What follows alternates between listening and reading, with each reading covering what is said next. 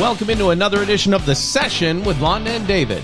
My name is David Austin. I'm Londa Sherwood Austin. Welcome back. Okay, I feel like we're under a little bit of a time crunch today, and I feel a little uneasy because we have another appointment coming up right after we record this program. So if I seem a little distant or different, get here. That's exactly what's happening. Pull it in. Okay. This is a great exercise in changing your state and getting in the game, because this is something that does happen to every person. You've got to go into an appointment or a meeting or a something and you're just feeling a little bit off. So how do you get yourself on? That's a great question, and we're going to talk about that and many, many more things, like the recap after last week's show. We talked about Londa coming out of a depressive episode. We're going to talk more about that and how you literally change your state in this episode of The Session with Londa and David, brought to you by the fine folks at Sherwood Austin Homes and Sherwood Austin Mortgage, a team of really, really nice people helping you get where you want to be for life. Gosh, they really are, aren't they? They're good looking too, aren't Man, they? I tell you, they're dedicated. They have proven success systems and track records. I mean, those folks at the Sherwood Austin institutions are dialed in, and they have $4.7 million in the pipeline right now. And that's just in real estate transactions. Yeah. That's not talking about the mortgage transactions. So that's pretty exciting if you ask me. Give me a high five. Yay. You know, you talked last week about being in a depressive episode, and that sounds on the surface so unusual to me, because I think of my divorce when I got divorced as a depressive episode, maybe, but it came in 30-second waves. You know what I mean? I've never had consistent long-term sadness, really, because I'm too ADHD, and I know that's an overdiagnosed thing, but I'm very flighty, and if I see something different, if I have different media, I'm fully off of something. So that's interesting, right? I think a couple of points that I want to make, and one is you being the most present person I know. So let me circle back to that in just a minute. Okay. Put a pin in that and bring me back. But one thing I want to say is I call it a depressive episode. Right. Other people might call it, I'm just feeling a little down this week. Mm-hmm. I'm just feeling a little blue. Mm-hmm. I just don't quite feel myself. Could it be more than that? I mean, we call this a lot of different things, and I think people hesitate, and I did for many years hesitate to call it a depressive episode. Sure. But as I've kind of watched my life, I can't not call it that anymore, because I have these episodes that last from a couple days to maybe up to a week is the worst. And then I kind of go manic for several days. And some people might say, oh, well, are you bipolar? Well, hell, I don't know. I've got enough.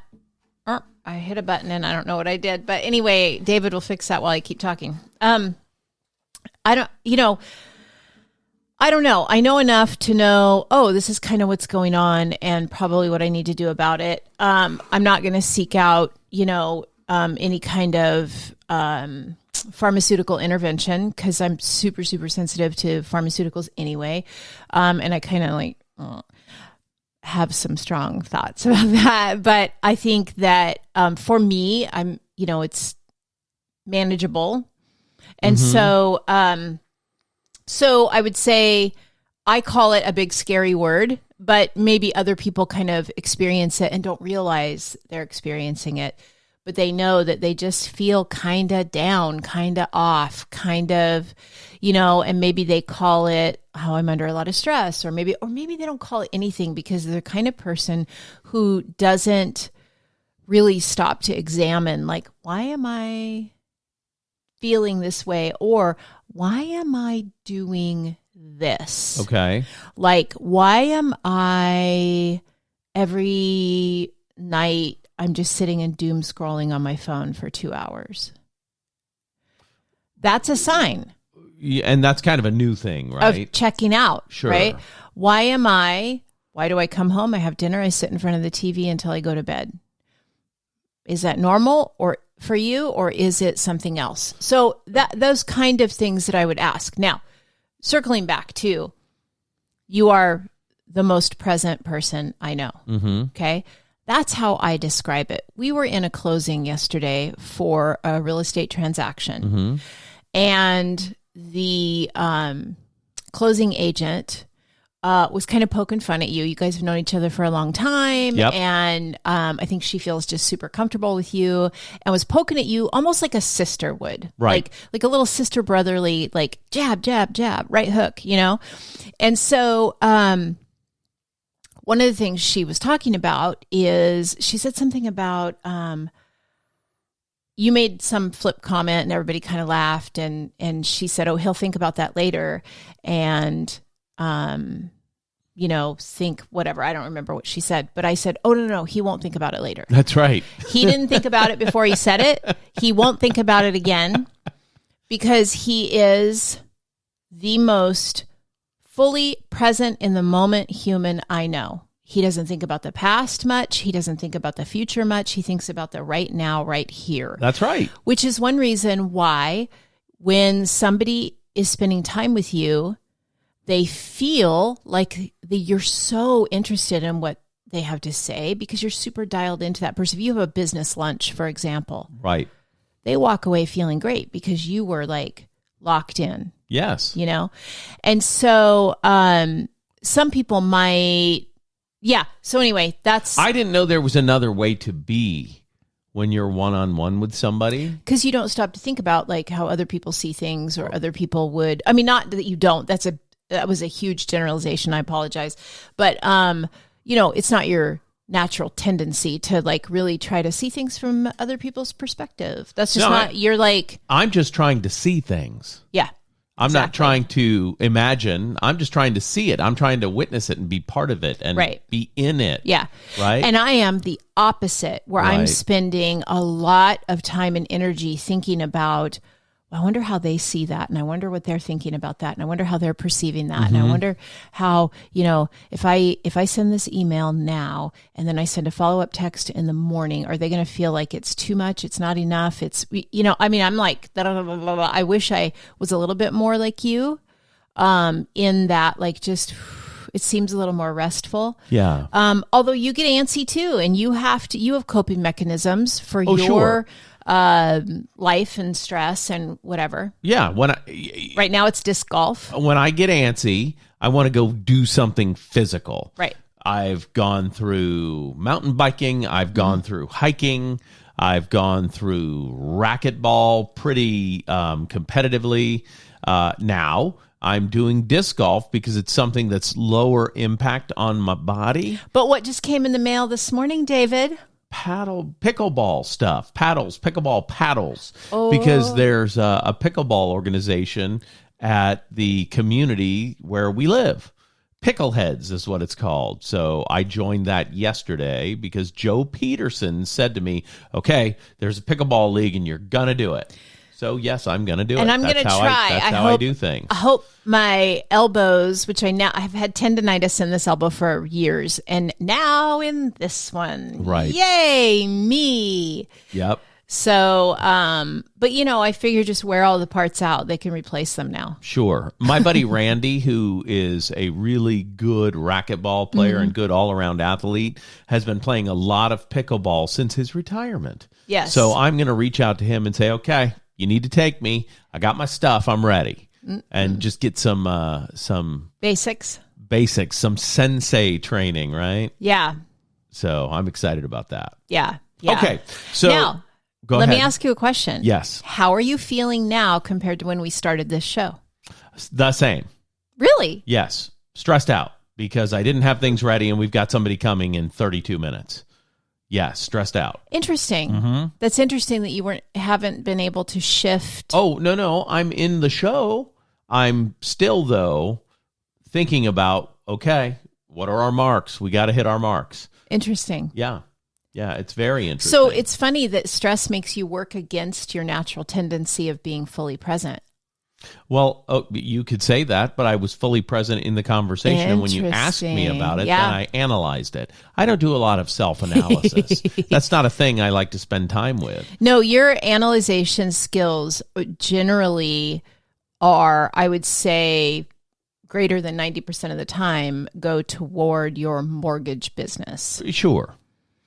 Yeah, I'm looking at when I'm looking at because you're a very transaction, analytical in that. Well, yes, but I care most about the people and least about the things. So the reason I consider myself to be a good mortgage person is because I have to solve a problem so that they can have a good experience. Does that make sense? Mm-hmm. So that's kind of my driving force, right? And the people I've aligned myself with have been a big part of my success because I have built a success team around me. Mm-hmm. And the players really are not super interchangeable. I mean, they're the same people I've been working with for 20 years. Mm-hmm. It's crazy. So that was a little mini masterclass in success, by the way, what you just shared. It was good stuff. Yeah. But for me, I am analytical, but my brain does math super quickly, so I don't spend time thinking about things. It happens. Oh, interesting.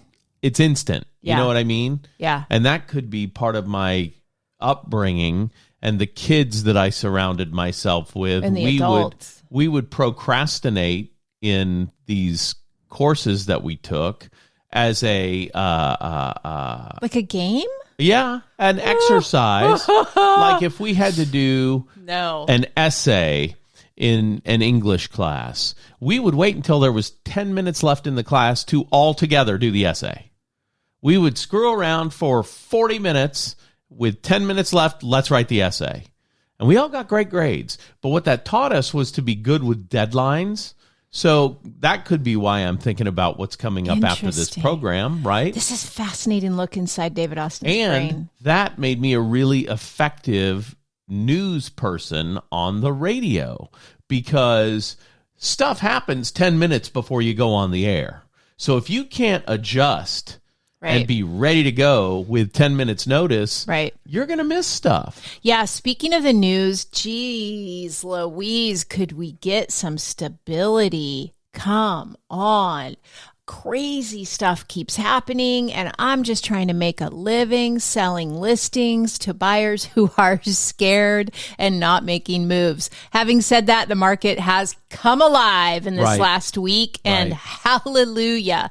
Yeah, you can't base your life on what's happening in the global economy. You can't say, you know what, I'd really like to buy a house. I need to get out of my rental, but I'm going to wait until the market crashes so I can buy really low. Right. If you do that, you may be like one of our customers who 22 years ago said, you know what, interest rates are at 6%. And home values are outrageous. Yep. So I'm not going to buy a $68,000 home in Richland that's 680 square feet until the market crashes and they come back down. Because 68 grand is crazy. Those same houses are 268 grand today, by the way. And they were over 300, but they've come down because, hi, sellers, it's not the same market. So what I tell people about the market and about whether or not you should buy, if you have a need to buy, today is your day. The day you have a need is the day. That's you true. Can't wait for everything to be perfect. It's just like people who say, you know what, when everything's perfect, we'll start having kids. Well, those people aren't having kids. Right. Because never is everything perfect. Mm-hmm. Do you know what I mean? Oh, for sure. So as far as that's concerned, I think today's your day if you have a need today. I like if you have a want today may not be your day. Right. So let's talk about helping people who have a need. Yeah. And that's important, right? Sellers who bought in 2020, 2021, early 22 are really struggling right now if they're trying to sell their house. Mm-hmm. Because they're confused and they're frustrated because, wait, shouldn't it? But I paid and I've put this into it, and Why isn't it selling? And it's because it's not the same market. Well, yes, and real estate is a long-term Yeah, it's a long game. We used to be able to say with confidence in our market, if you hold a house for 2 to 5 years, you won't lose money on it. We don't say that anymore. Well, no, because we've seen crazy things happen in the economy that have caused house values to go up like crazy. For instance, it was a perfect storm during COVID. Yeah. People found out having to work from home that they didn't love their houses because they weren't perfect as a home/workspace. Right. Our home that we have right now is a home/workspace, and it is perfect for that.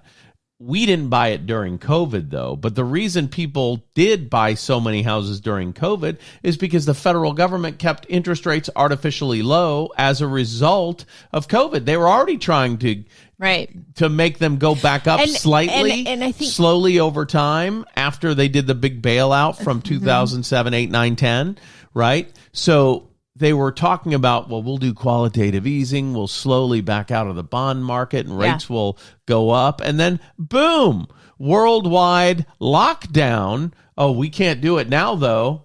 Yeah. So people who found out that they had to stay home realized they didn't love their homes, and interest rates were artificially low in the high 2s, low 3s. So those people went and bought houses. They bought them recreationally. They bought them because I can get a payment lower than that payment I have now on this house that I bought 4 years ago. And they're not remembering how they bought them either. They probably had multiple offer situation. They often waived inspection. They often had to wait in line for 15 other people to go through the house. Do you remember when we were showing houses during that time, and the list agent would just unlock the door and stand there with the key? Right. Because there was no time to exchange keys between realtors. I mean, it was just 100 people going through a house. Yes. And I'm not exaggerating. And then you end up with 15 offers, and all of them are wild, right? So what that did, and nobody thought about there's gonna be a swinging of the pendulum back the other way, or there's going to be backlash, or whatever you want to call it. There's going to be a balancing that comes to this. I think only people who follow the markets at large really thought about that. The majority of buyers and sellers didn't consider it. Right. And I would also suspect the majority of real estate professionals didn't consider it either. They just rode the wave and thought, well, this is a great time, because a lot of them bought really big houses and new cars, and because you're making hand over fist, right. And so, I mean, we bought a vacation home and we traveled for 3 years, and I mean, it was awesome, Sure. And so, but there's a balance to markets. There is a balance, and here's what I mean by that. Home values over time typically trend up because appreciation is a real thing. The cost of money is more expensive, so things get more expensive, right? Well, here's what happened during COVID. Raise, boom, values shot up, and they shot up because of that perfect storm. Low interest rates, high need, low inventory. Right. So people rushed to get their houses on the market, and that pushed home values up. Well, that has waned. Interest rates doubled in, I think, early 2022. So then we saw this happen. But wait, there's more. So we saw house sales and values go up. Then we saw perceived values start to go back down. And now we're on one of those downturns. But here's the thing. If you look at history and things go like this, even if you're now in the down, it's still up from where you bought it if you bought it before the giant upswing, right? Yeah. So what I'm saying is home values do traditionally go up, but there are weird spikes. Little blips. And weird downs, but they don't, if you look at the long-term trend. Yeah, like the 30-year trend. They don't impact that negatively. Right. It's sad, though, because economies are microeconomies. If your house is worth less today than what you bought it for yesterday, you're in a depression. Everyone's not in a depression, right, but you sure are. And that is a tough, bitter pill to swallow. Well, and also this, when I get like red alert alarms when a seller says to me, I need X number of dollars out of this house. Oh, shoot. That's not how that works. I just had a conversation with somebody this week that said, well, we bought it for this much.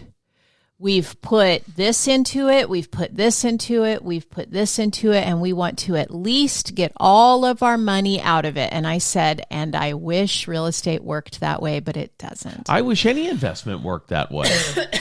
Something's value has nothing to do with your expense. Let me say that another way. Something's value is not tied to what you have into it. Preach. If you buy a Pete Rose baseball card that's worth $8,000 and you got to sell it tomorrow and you go to a pawn shop and it's worth $8,000, that pawn shop's probably going to give you $2,000 because they're going to sell it for $8,000. Right. So they're going to get to enjoy the fair market value of it because you have a need, you have a problem.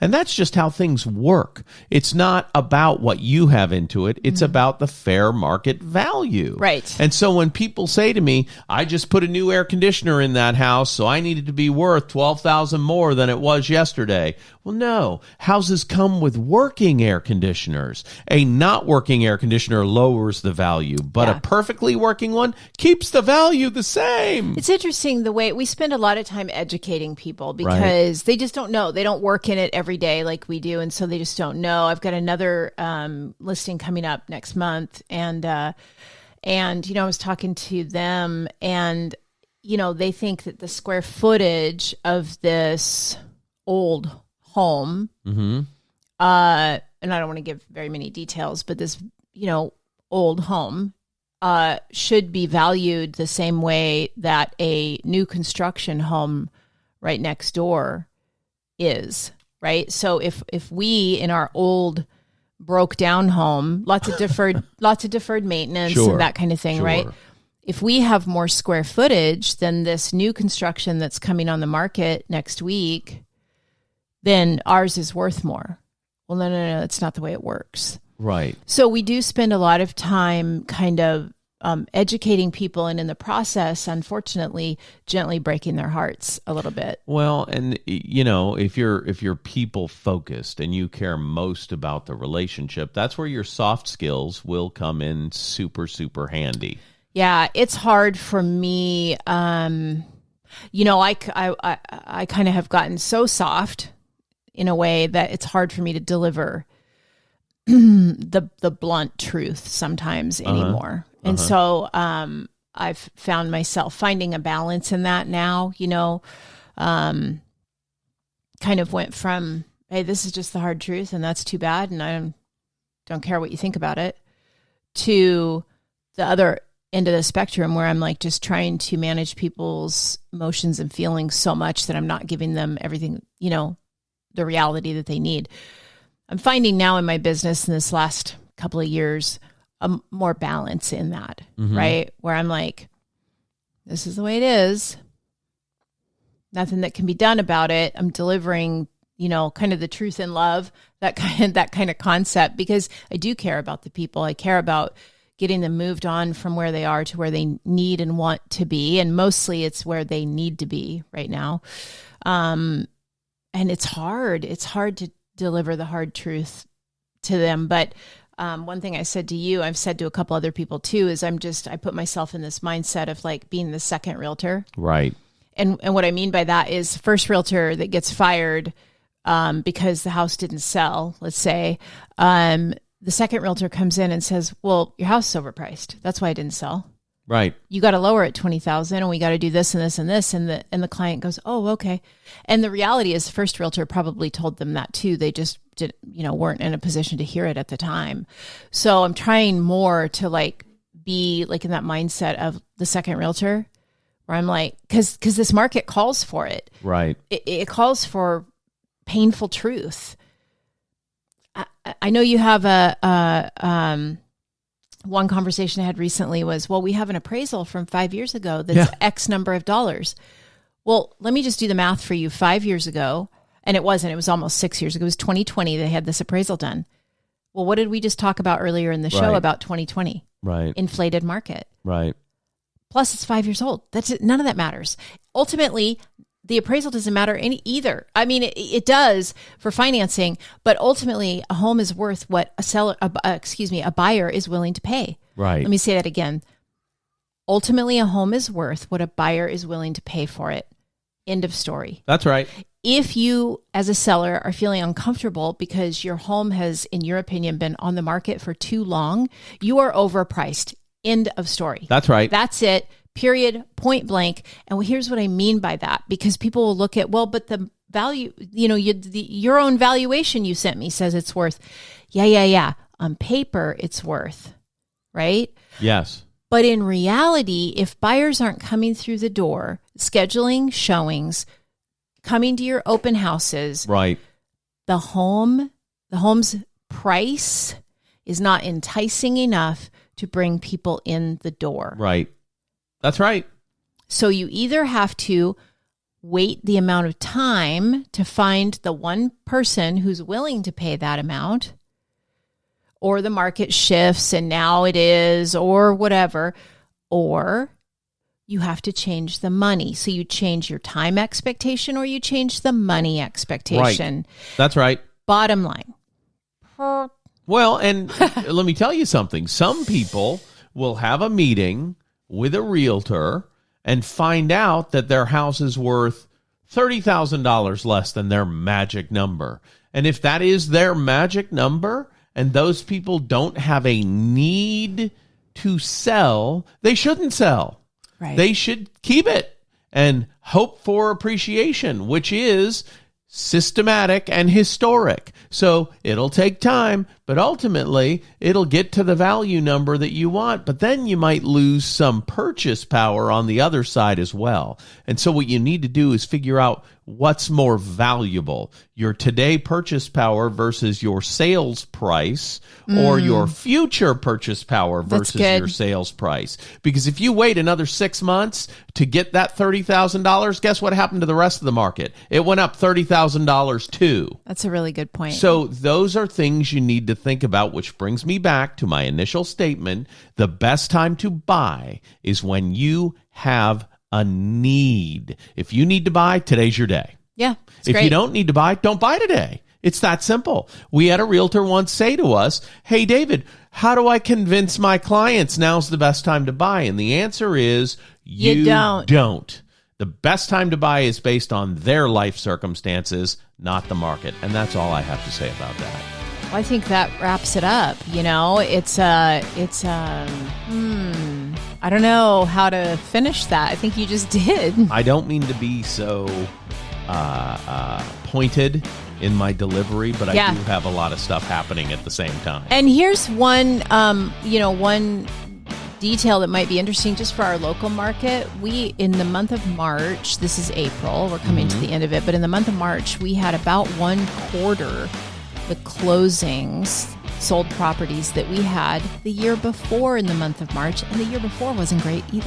Wow. And that's system-wide. That's not our business. That's not our business. That is our Realtor Association numbers. There you go. There you have it. And there it is. For Londa, Joanne, Sherwood, Austin, the prettiest girl in the world, my name's David Austin, and this has been The Session with Londa and David. We'll see you next week.